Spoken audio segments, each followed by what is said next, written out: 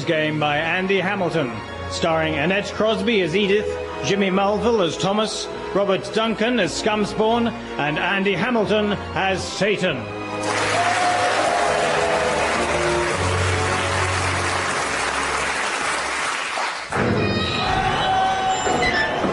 Oh, God, but do you mind if I hide out in here with you, Edith? I mean, it's hell out there.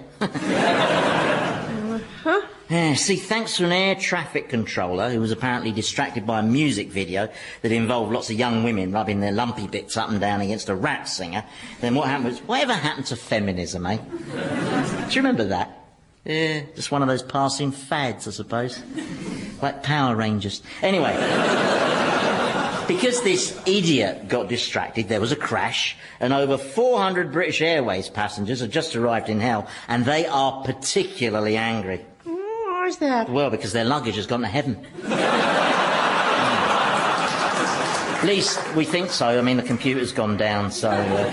You're not listening to a word I'm saying, are you? Couldn't agree more. It's terrible. Edith! What? I'm talking here. You have to listen to what I'm saying. Must I? It's just more of the usual, isn't it? The usual? Yes, you know. Lots of righteous indignation topped off with a big dollop of self-pity. I can't believe this. I'm the Prince of Darkness. I mean, why'd I let you talk to me this way? Because you know I'm right. But you're not right about everything, are you, eh?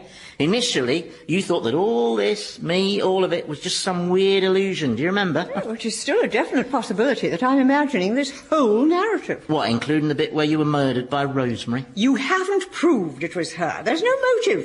Why would my best friend murder me? Do you know what, Edith? I'm not sure she was your best friend. Best friends tend not to murder you, as a rule. That's just not a very supportive thing to do. I do so hope I'm just imagining you. Perhaps I'm in a coma, like that chap in Life on Mars. Life on Mars? It's a TV programme about a man who woke up and suddenly found himself living in the 1970s. Why, did he move to Swansea? Perhaps I'm really in a hospital somewhere, in a coma, being patronised by a consultant in a bow tie. Well, if you're right, that means you're imagining me, Scumspawn and Thomas, which makes you a very sick person. Actually, where is Thomas? Scumspawn took him off for a bit of a walk. Right, a demon taking one of the damned for a bit of a walk. You know, sometimes I think Scumspawn's under the impression that hell is run by the National Trust. He'll be serving bloody cream teas next. So what is it you're working on then? It's my biography, presumably? Yes. I found this really interesting section in the Old Testament. There is nothing interesting in the Old Testament. I can sum it up for you in one sentence. Israelites obey God, God helps them smash everybody's faces in. Israelites disobey God, God smashes their faces in. I mean, it's the same plot just over and over again. It's like a Hebrew version of Scooby-Doo. No, this bit's very different. Listen, it's Genesis, chapter 6. The giants were on the earth in those days, and also afterwards, when the sons of God went unto the daughters of humans who bore children to them. What do you think that means? Well, what do you think it means? Well, it suggests that, angels, the sons of God, had children by mortal women. Presumably that's just more biblical nonsense, is it, you know? Like the story of David and Goliath. Only you took me to meet Goliath, and he was no taller than the short one in the Crankies. So, presumably this stuff about angels impregnating women was just rubbish. Well, actually... You're kidding. No, it's a big scandal, yeah. You see, God sent a few angels down to Earth to patrol the world of man and generally keep an eye on the old righteousness quotient, but these angels, well, some of them, got less angelic. You know, they strayed. How badly did they stray? Well, let's just say they behaved like footballers at a training camp in Marbella. Oh, no. Oh, yes, all very embarrassing. The Almighty was extremely angry, yeah? Angels aren't supposed to have gangbangs. So what happened? Well, God instigated a massive cover-up, or to use the correct term, a flood. Yeah, he just decided to drown all the evidence and start again, you know, with just two of everything. We're talking about the Great Flood here, aren't we? Noah and the Ark. Yeah, what a farce that was. Yeah, it took Noah 5 weeks to work out that those 2 lions had eaten all the dinosaurs. Also, the flood didn't work. Loads of people survived because, funnily enough, Noah wasn't the only human being in possession of a boat. So you're saying there are people walking around today who are the descendants of angels? Yeah, you can spot them a mile off. Really? How? Well, they've got one defining characteristic.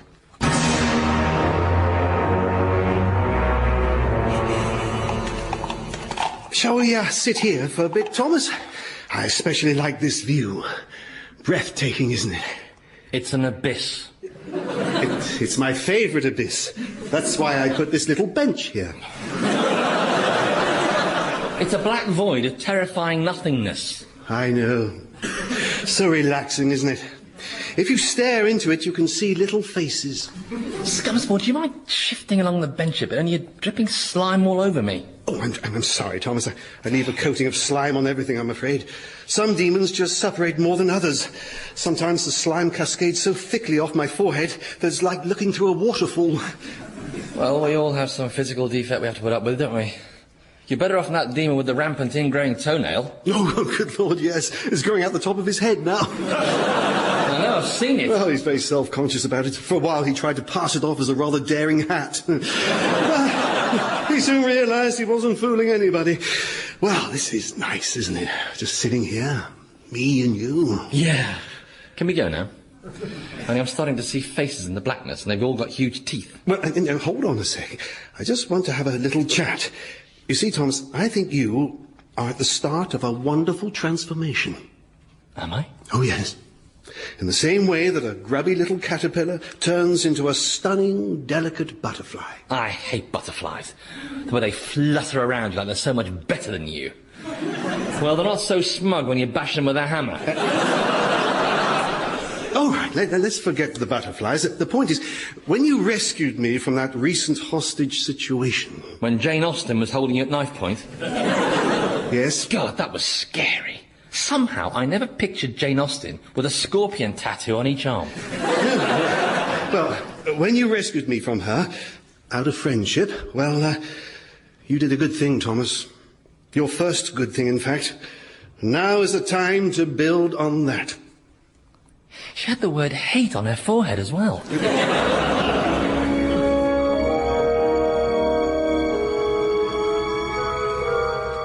The human beings who are descended from angels are ginger? Yeah. All of them? Yep, every single carrot top has some distant female ancestor who had a fling with one of Jehovah's heart monkeys. Yeah. Good grief. So, were the angels ginger then? Only the junior ones were ginger, yeah. I was the most senior level of angel. My hair was golden. Golden like summer corn and soft as gossamer. Silky soft All like... right, there's no need to do the whole shampoo ad. These ginger people presumably still have some angel genes. Yeah, but they haven't inherited any angelic attributes, you know. I mean, if you threw Chris Evans out of a top floor window, you know, he wouldn't fly. I mean, he'd just plummet down onto the pavement. You know. Hang on.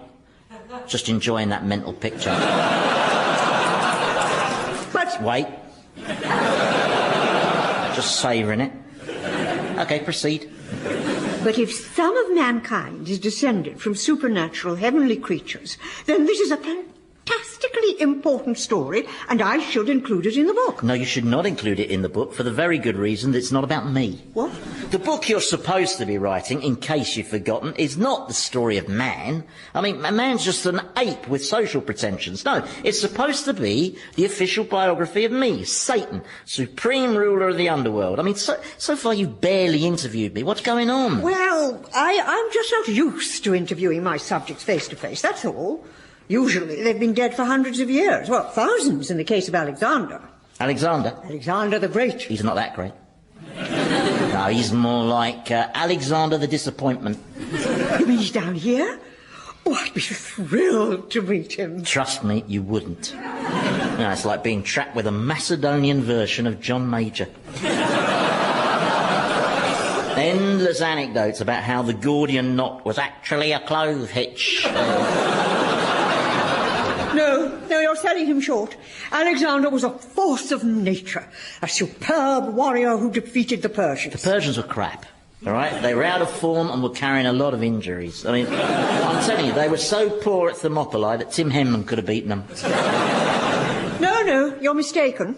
I've been writing a book about Alexander, and it was all ready to go to the publishers when I... Are you seriously suggesting that all that work is unsound? No, it's nonsense. Fine, I'll take you to meet him. You can see for yourself. No, it can wait. No, the priority is to crack on with your biography, so... You're scared. Scared? Scared of what? Of being wrong. Of all those years of work being wrong. Just like you're scared of being wrong about Rosemary. Oh, no, I'm definitely not wrong there. Rosemary's no murderer. What can I do to convince you? Nothing you could possibly do could ever convince me. Oh, dear, Edith, that sounds suspiciously like a challenge.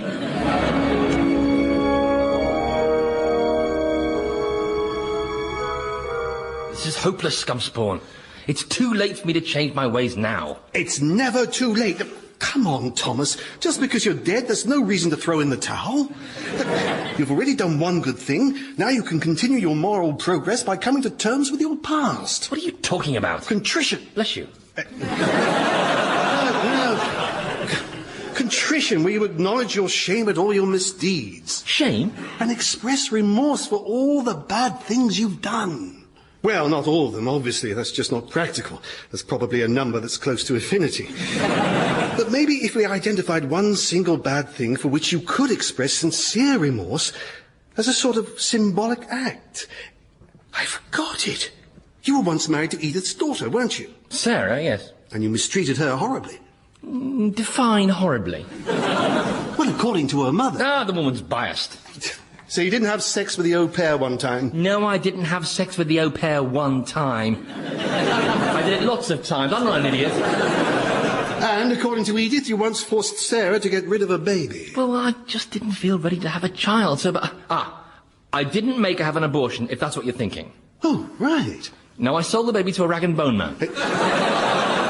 You sold the baby to a rag and bone man? Yeah, well, they didn't have eBay in those days. But if it was now, you wouldn't do that again, would you? Of course not. No. You don't get rag and bone men anymore these days. No. Well, what I meant was, this Thomas, our new Thomas, would accept that selling a baby to a man on a cart is wrong. Oh, what is this, the moral maze? But now's the time for you to acknowledge your guilt. Yeah, but how? Sarah's still alive, the jammy cow. She's not down here, is she? No, but her mother is. You expect me to express remorse to Edith? She's an enemy. She was on my list. How many people were on your list? Quite a few. In fact, in the end, it got quicker just to write down people who weren't on the list. But I can't express remorse to Edith. That's just too much. It's just unreasonable. But do you want to stay as this odious git for all eternity? Or would you rather be someone who is at peace with himself? Someone who can look into this abyss and not see faces with huge teeth? And you think that might start to happen if I express my remorse to Edith for the way I treated her daughter? Yes. Yes, I do. All right. I'll try. Good man. But if she's rude, I can punch her, right? No!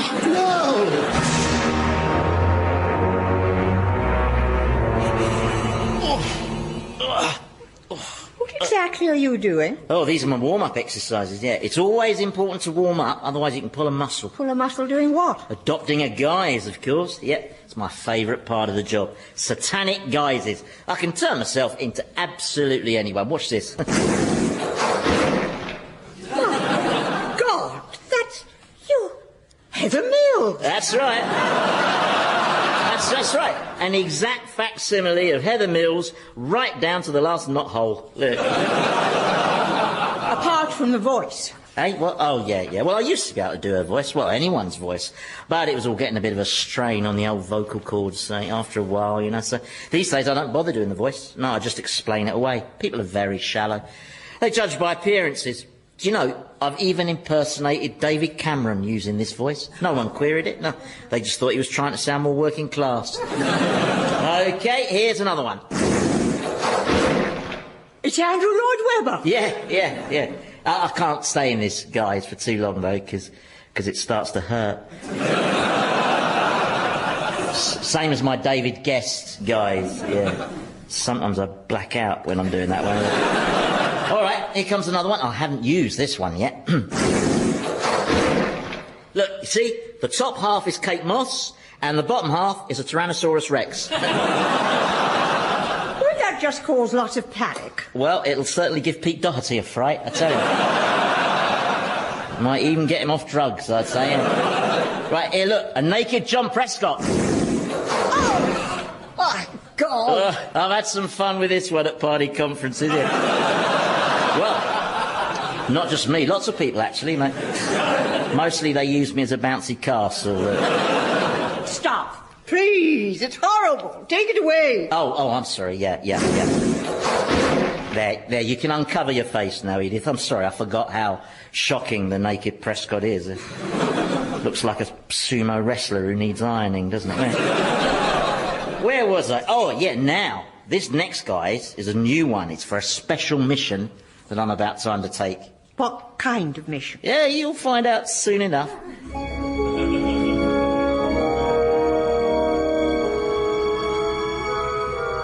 You see, Thomas, once you've admitted your guilt to Edith about the way you treated her daughter, I think you'll start to feel much better about yourself. Who knows, other people might even start to like you.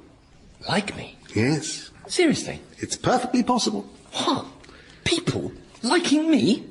Yes, I mean, I'm not saying it'll happen overnight, but we do have all eternity, so we're in with a shout. So what I have to do is basically say sorry to Edith for all that naughty stuff. Yes, but you have to mean it. Jeez, that as well. You want the moon, Scumspawn. Thomas. It's such a big ask. You can do it. Maybe my behaviour did leave a little to be desired. That's my boy. Now, all you have to do is to tell Edith that... Oh, she'll just be rude to me. You know what she's like? She's got a tongue like a taser. Well, just try. All right. Deep breaths. Open the door. Edith, there's something I'd like... Quiet, turd face. I'm trying to tune this to Radio 4. That's very nice. Why Radio 4? Satan said there'd be a programme that would be of great interest to me. Good morning and welcome to Start the Week. Aha! My name is Andrew Marr and I have a cold. With me in the studio I have Lord Archer, the body language expert Martin Pilgrim, and the eminent historian Rosemary Maybank. Now, if I could start with you, Lord Archer. Now, you have a new book coming out, am I right? Yes, it's about this... OK, we don't need to know any more than that. Turning to you, Martin Pilgrim... Don't you want to know what my new book is about? Don't be silly. Now then, Martin Pilgrim, you have a new series starting tonight on BBC Three, all about body language. Explain body language to us. Well, body language is made up of lots of little tells where we unconsciously give away our innermost thoughts. For instance, Lord Archer is sitting with his arms folded and is leaning back in his chair. Now, this suggests that maybe he's feeling defensive, and that might be because he's perhaps got something to hide. He's Lord Archer. Really must... Sit down and shut up, I agree. Now, Rosemary, it's an interesting idea, isn't it, that someone can betray feelings of guilt without realising it? Yes it is. Martin, give us a few more examples. Well, for instance, if someone leans back away from you... What is Satan playing at? Edith, Thomas has something he'd like to say to you. I don't want to hear it. I'm trying to listen to this. It concerns my marriage to your daughter. Oh, what a mistake that was. I told her, Sarah, I said you'd be better off marrying a septic tank. Yes, well, Oh, be quiet, man. And of course, if someone has their legs crossed, that's also an indication that they're... If I can just stop you there, Martin, because you're being rather boring, and turn instead to Rosemary. Can I talk about my new book? No. Now, Rosemary. But the researcher said I would be able to. Yeah, that was a lie. Well, why would he lie to me? I don't know, to make you feel at home, I suppose. Has anyone ever told you look like a very smug dolphin, by the way? I'm not here to be the butt of cheap ridicule. Yes, you are. That's your gift to mankind. Now then, Rosemary, I believe you've published a new book. That's right, Andrew. It's a biography of that extraordinary warrior, Alexander the Great. What? Nothing.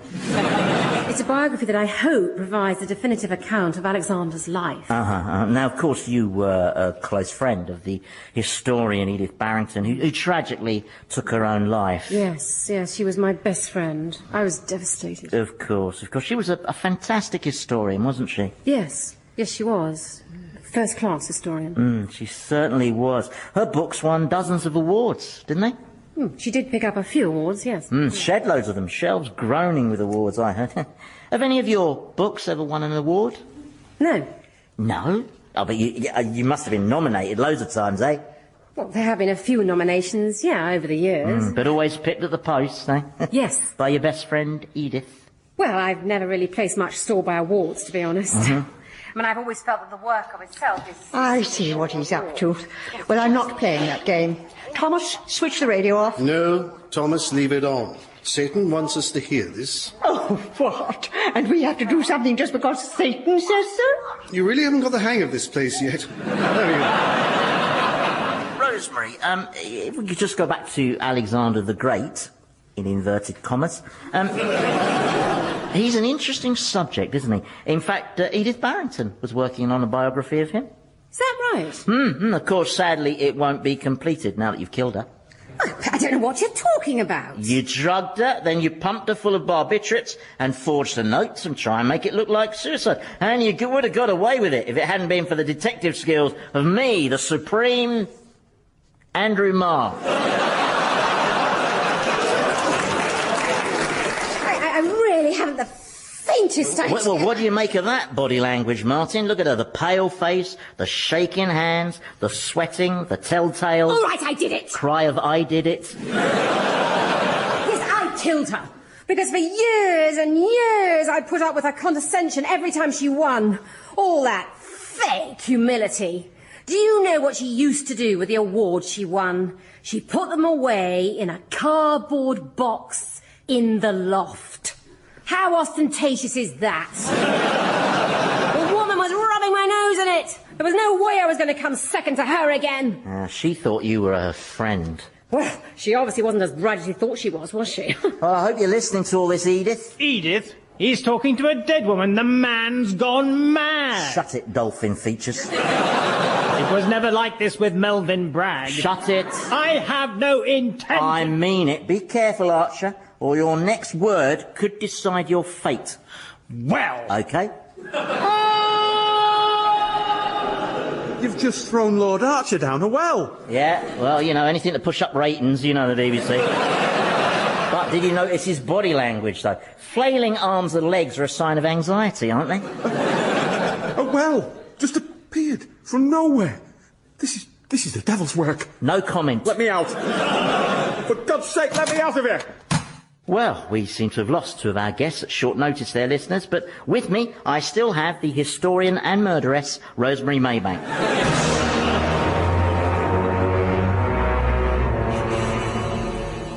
I'm stunned. Just totally stunned. Listen, Edith, I'm sorry you had to find out in such a brutal way. It sounded to me like you were getting some kind of sadistic pleasure out of it. Well, yeah, there was that. But, see, you left me with no choice, Edith. You'd gone into complete denial. I knew that only a public confession would do. Will she be tried now? I don't know. I mean, yes, she did admit her guilt live on Radio 4, but my worry is that the DPP will focus on prosecuting Andrew Marr for throwing Lord Archer down a well. I mean, he'll probably get off with just a fine, but... Sire, with permission, Thomas has something you'd like to say to Edith. Yeah, I don't want him saying anything that might upset her even more. I mean, Thomas does tend to upset people because of his existence. Please, sire, Thomas is changing. Give him a chance. Go on then, but I'm watching. Edith, I just want to say... sorry. Oh, great. That's all I need. Sarcasm from you. No, I mean it. I'm saying sorry for my marriage to your daughter was a disaster. She knew nothing but pain and misery, and I realise now that I have to accept the blame for at least 2% of it. Thomas! All right, maybe 3%, maybe. Oh, sorry, Scumspawn, you were saying about how Thomas is changing. Well, be fair, my prince. He's moved from 0% acceptance of responsibility to maybe 3%. That's a 3% shift. Oh, stop it, you're blinding me with your statistics. Seriously, my lord, I can see the beginnings of a change in him. Scumspawn, I've been exceptionally tolerant of this ridiculous experiment of yours, but my patience is wearing very thin. Size 0 thin, in fact. I mean, what the hell are you trying to prove? Well, I suppose I'm trying to show that life is always capable of surprising you. If Thomas, the most repulsive human who's ever been admitted to hell, can change, then maybe anyone or anything can change. Maybe... Maybe what? Maybe our circumstances can change. Maybe one day we'll stop being these hideous, deformed creatures of darkness and return to being angels.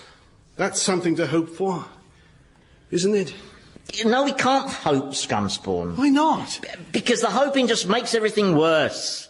We'll be better off accepting that we will never be angels again. God's blacklisted us, and you know what he's like. He doesn't go back on his decisions. It's a form of insecurity. We will never be angels again. It's... Oh, my God. What? It's only just dawned on me. Thomas is ginger. Actually, I'm strawberry blonde. What's she mean? Oh, it's nothing. It's just... No, she meant something. It was one of her snide remarks, wasn't it? No, it's just... if you're ginger, it means you're distantly descended from angels, that's all. Yeah, I'm descended from angels. What, delinquent, sex-mad angels? Even better! Oh, yes! Deep down, I always knew I was special. Oh, I wish you hadn't told him that, sire. You can see the angel in me if you look closely. Only a tiny, tiny percentage of you is angel. The rest is pure weasel. You're just jealous, wrinkled chops. Jealous that I'm part angel while you look like a gargoyle in a cardigan. Is that the best you can manage? I'm glad you were murdered. I should have done it years ago. In fact, I would have done if that hitman had been competent. Oh, now all the poison's coming. Oh, shut up, you old bag. You've always been the same. See, Scumspawn, Thomas hasn't changed. Nothing changes. But the only thing we can do in this grim, benighted world is stay cheerful and just make the best of what little light relief life has to offer us. Allow me to illustrate. Oh, what's happening? Why am I suddenly naked? Why is my body covered with numbers? Game of darts, anyone?